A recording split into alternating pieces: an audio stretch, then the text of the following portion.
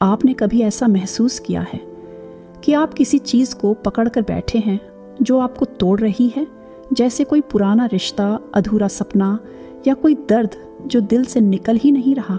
क्या आपको पता है कि कई बार छोड़ना ही असली ताकत होती है, लेकिन हम ऐसा कर नहीं पाते? क्यों? क्योंकि हमें लगता है कि अगर हमने जाने दिया तो हम खो देंगे। लेकिन क्या हम सच में खो रहे होते हैं या खुद को बचा रहे होते हैं? आज मैं आपको एक कहानी सुनाने जा रही हूँ। ये कहानी है उस लड़की की जिसने ज़िंदगी से एक सबक सीखा। छोड़ना भी एक कला है। लेकिन इससे पहले कि हम कहानी में डूबें, मैं आपसे एक सवाल पूछना चाहती हूँ। क्या आपने कभी कुछ ऐसा पकड़ा है जो आपको अंदर से ख़त्म कर रहा था? अगर हाँ, तो ये कहानी आपके लिए है। क्या आपको पता है, नेशनल मेंटल हेल्थ सर्वे 2023 के अनुसार 40% युवा डिप्रेशन में सिर्फ इसलिए चले जाते हैं क्योंकि वो चीज़ों को छोड़ नहीं पाते। ये सिर्फ रिश्तों की बात नहीं है। अधूरे सपने, गलतियाँ, बीती बातें, हम इनसे चिपके रहते हैं और ख़ुद को तकलीफ़ देते रहते हैं। लेकिन द आर्ट ऑफ लेटिंग गो हमें सिखाती है कि हमें जाने देना भी सीखना होगा। रिद्धि एक आम लड़की थी, लेकिन उसकी कहानी कोई आम नहीं थी। वो अपने अतीत से बाहर नहीं निकल पा रही थी। एक ऐसा रिश्ता जो उसे हर दिन तोड़ रहा था, लेकिन फिर भी वो उसे छोड़ नहीं पा रही थी। हर रात उसकी आंखों में वो लम्हे घूमते जब वो खुश थी, लेकिन फिर यादें जहर बनकर उसकी रूह में उतर जाती। उसने कई बार खुद से कहा, अब बस, अब आगे बढ़ना है, लेकिन दिल नहीं मानता था। फिर एक दिन उसके हाथ में एक किताब लगी, द आर्ट ऑफ लेटिंग गो, और उसकी ज़िंदगी हमेशा के लिए बदल गई। थॉट कैटलॉग की किताब द आर्ट ऑफ लेटिंग गो हमें सिखाती है कि जीवन में कुछ चीज़ों को छोड़ना कितना ज़रूरी है। अक्सर हम बीते हुए लम्हों, अधूरे रिश्तों और अपनी ही गलतियों को पकड़कर बैठे रहते हैं।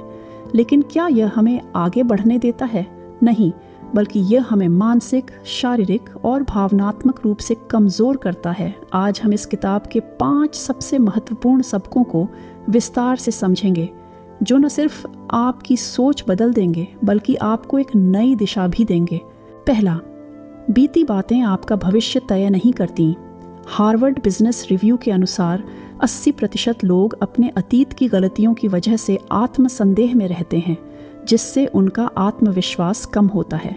National institute of mental health की एक रिपोर्ट के मुताबिक जो लोग बीती बातों को नहीं छोड़ पाते, उनमें डिप्रेशन और एंग्जाइटी के लक्षण 60% ज़्यादा देखे जाते हैं। अरुणिमा सिन्हा, भारतीय पर्वतारोही जिनका एक ट्रेन हादसे में पैर कट गया, लेकिन उन्होंने अपने अतीत को अपनी कमज़ोरी नहीं बनने दिया। उन्होंने माउंट एवरेस्ट फतह किया और साबित किया कि अतीत आपकी पहचान नहीं है।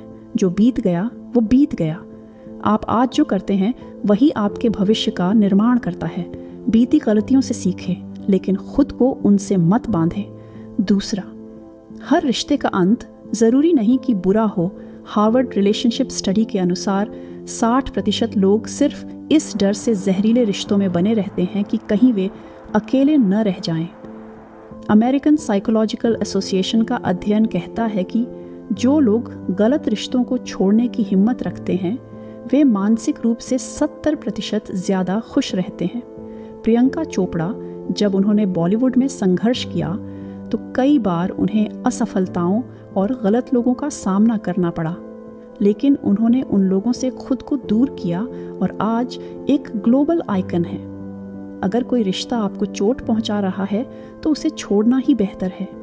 अकेलापन एक जहरीले रिश्ते से ज़्यादा अच्छा होता है।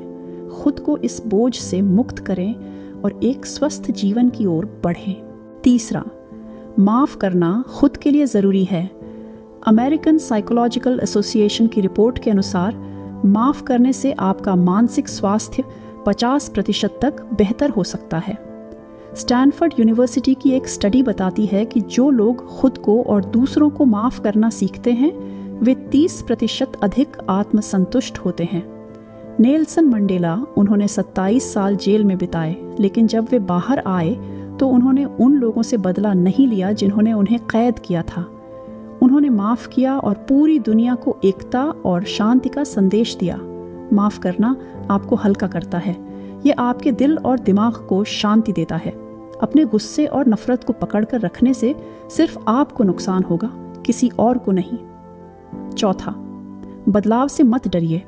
वर्ल्ड इकोनॉमिक फोरम के अनुसार जो लोग बदलाव को अपनाते हैं उनके सफल होने की संभावना 70% ज़्यादा होती है। साइकोलॉजी टुडे की रिपोर्ट कहती है कि बदलाव को स्वीकार करने वाले लोग 50% अधिक आत्मनिर्भर और मानसिक रूप से मजबूत होते हैं। स्टीव जॉब्स, उन्हें उनकी ही कंपनी एप्पल से निकाल दिया गया था, लेकिन उन्होंने बदलाव को अपनाया, खुद को मजबूत किया और फिर एप्पल को दोबारा दुनिया की सबसे बड़ी टेक कंपनी बना दिया। बदलाव डरावना लग सकता है, लेकिन यही हमें आगे बढ़ने की शक्ति देता है। जब तक आप खुद को बदलने के लिए तैयार नहीं होंगे, तब तक आप नया जीवन नहीं जी पाएंगे। पांचवा, खुद से प्यार करना सबसे बड़ी ताकत है। नेशनल वेलनेस सर्वे के अनुसार 75% लोग सिर्फ इसलिए खुश नहीं रह पाते क्योंकि वे खुद को उतनी अहमियत नहीं देते। जो लोग खुद से प्यार करते हैं वे 60% अधिक आत्मविश्वासी होते हैं और अपने जीवन से संतुष्ट रहते हैं। ओप्रा विनफ्रे बचपन में गरीबी, दुर्व्यवहार और संघर्ष का सामना करने के बावजूद उन्होंने खुद पर विश्वास रखा और खुद से प्यार किया। आज वे दुनिया की सबसे प्रभावशाली महिलाओं में से एक हैं। खुद को अपनाइए, खुद से प्यार करिए। आप जैसे हैं वैसे ही अनमोल हैं। खुद को कम आंकना बंद करें और अपनी अच्छाइयों को पहचानें।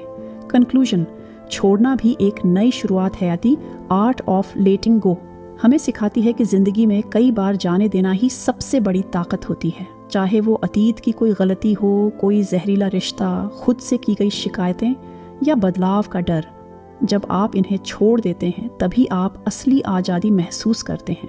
याद रखिए, बीती बातें आपका भविष्य तय नहीं करती। हर रिश्ते का अंत ज़रूरी नहीं कि बुरा हो। माफ़ करना खुद के लिए ज़रूरी है। बदलाव से मत डरिए। खुद से प्यार करना सबसे बड़ी ताकत है। अगर ये कहानी आपको छू गई तो इसे उन लोगों के साथ ज़रूर शेयर करें जो अभी भी अपने अतीत में कैद हैं, क्योंकि शायद ये कहानी उनके लिए एक नई शुरुआत हो।